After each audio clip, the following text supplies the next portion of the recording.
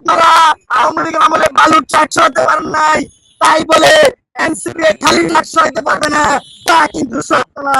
ইতিমধ্যে এনসিপি এই খালি ট্রাক সরাতে সক্ষম হয়েছে।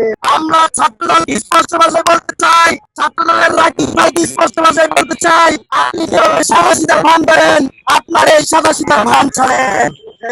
আপনার যে সন্ত্রাসী বাহিনী ছাত্রদল ক্যাম্পাসে ক্যাম্পাসে সারা দেশে সন্ত্রাস করছে, তাদেরকে থামান, অন্যথায় আপনাদের প্রত্যেককে দেখে নেওয়া হবে।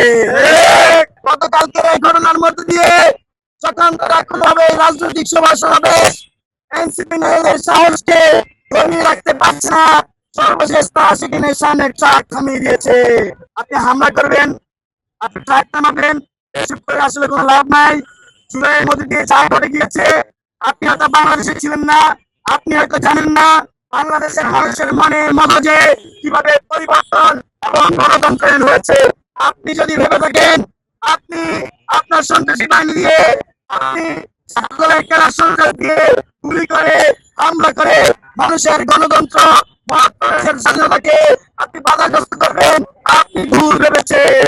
আপনাদেরকে স্পষ্ট ভাষায় হুঁশিয়ারি করে দিতে চাই, ক্যাম্পাসে ক্যাম্পাসে সারা দেশে সেখানে আওয়ামী লীগ দমন প্রেরণ করেছে, আপনারা যদি একই কাজে সেই দমন প্রেরণ করতে চান, আপনাদের এই সরকার কিন্তু 1 বছরও টিকবে না।